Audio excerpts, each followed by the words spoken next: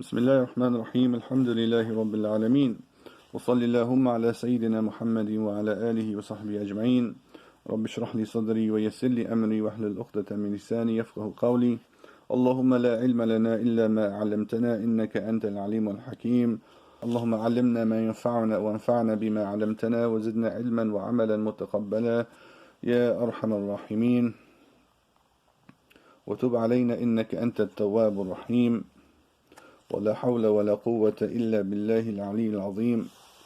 Alhamdulillah. Assalamu alaikum wa rahmatullahi wa barakatuh. My dear brothers and sisters, inshallah this message finds you in good health and faith. I ask Allah subhanahu wa ta'ala to bless you all and your families and to protect you all in these difficult times. And may Allah give us all patience and wisdom in understanding and in action. Ameen ya Rabbil Alameen. So inshallah today we wanted to continue in our reading of the branches of faith by Imam al-Bayhaqi. The summary of which we've been discussing over the previous months, and inshallah we wish to continue so that we will finish the text inshallah before the beginning of Ramadan. The last branches that we mentioned, for the most part, all centered around one major theme or essential idea, which was helping, supporting, and benefiting the believers.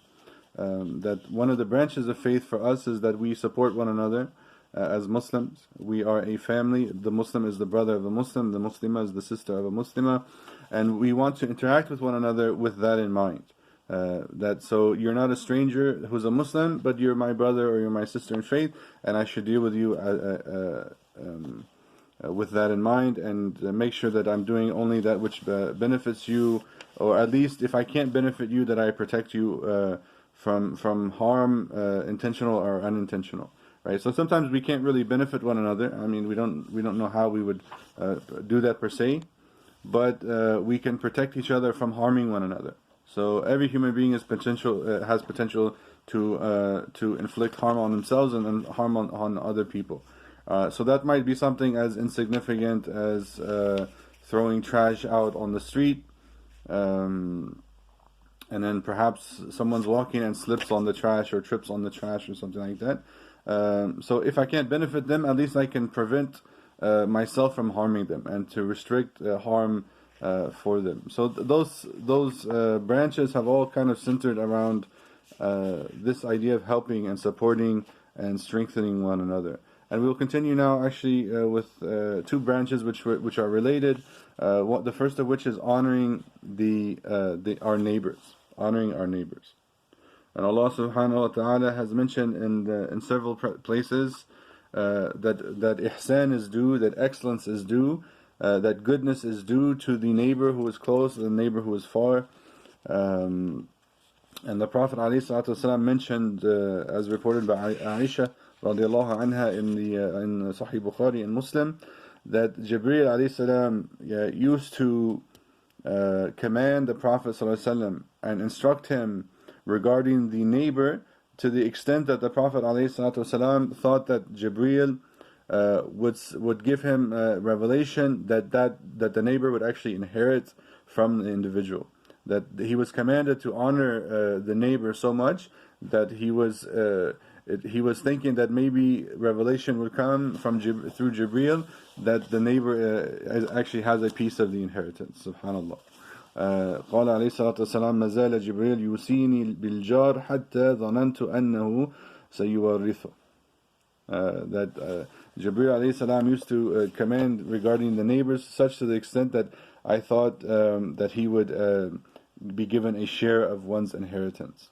Right? So this is the honor that the neighbor has, and that's for a number of reasons. The first of which is that these are people who share a physical connectivity to each other. When you have a neighbor who you're literally living next door to, and in those times, people didn't necessarily have an acre or half an acre or 2 acres and large distances between themselves and their neighbors. It was literally one house next to another in many cases, right? So your neighbor was literally right there next to you, and could probably even sometimes hear, if you were speaking loudly, could hear your conversation from outside. In their house, they could hear your conversations from outside. So they had this physical distance. They were so close together, as next to each other. And when that's the case, people's lives become intertwined, and it's you see them every day, and you share your burdens with one another, and you support one another. So the neighbor became, in many cases, an extension in one way or another of the family. It's somewhere between the greater community and the family. You find the position of the neighbor, especially the next door neighbor, someone that you'll see probably every day, and that your wives and children will know one another, for example, and you'll have this connectivity, which in some cases might be even better or greater than your actual family, because you see them every day and you have that connection with them.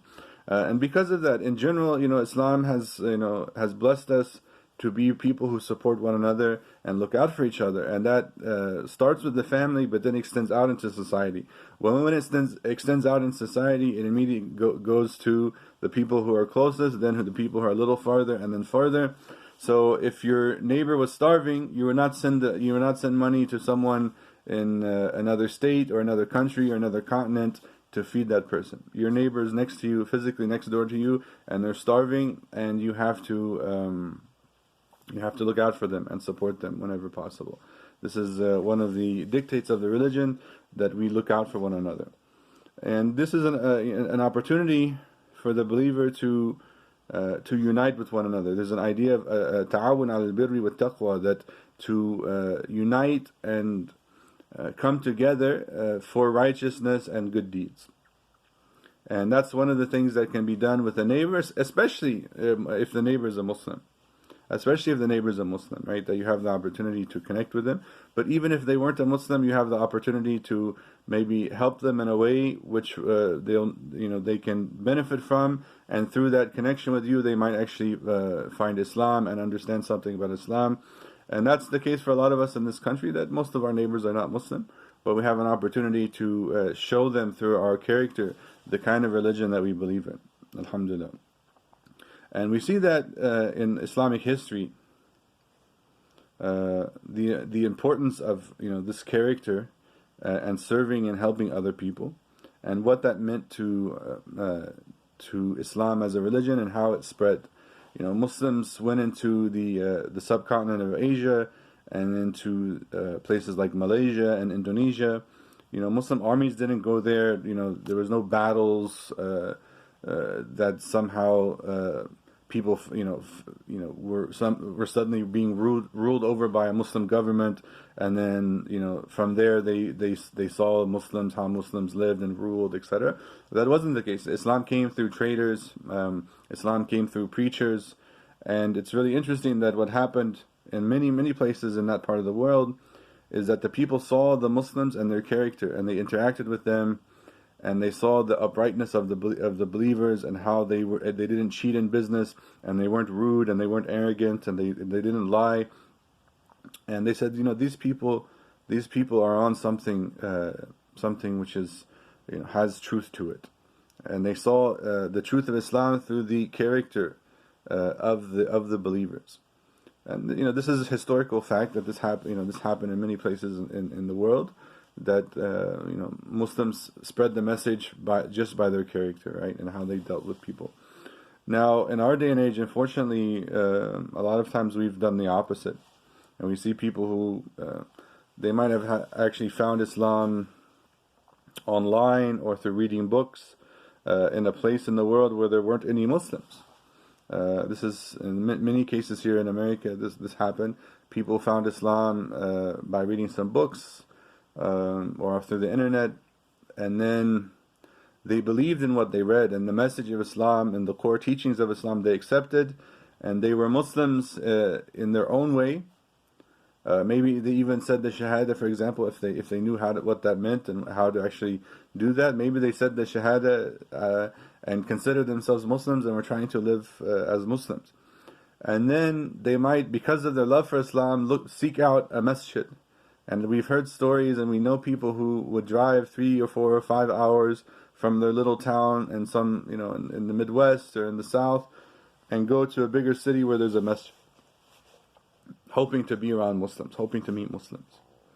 And when they go to there and they spend all this time and energy to go to the masjid solely for their love of Islam, they're met with, sometimes a cold shoulder, sometimes aggression, sometimes ignorance, sometimes just indifference. They were met in many cases in a way which might have scared them, or might have frightened them, or might have made them even second guess the teachings of the religion. Because if people who claim to be Muslims and who have come to a place and built a masjid and started an Islamic center, if that's the character of these people, that gives people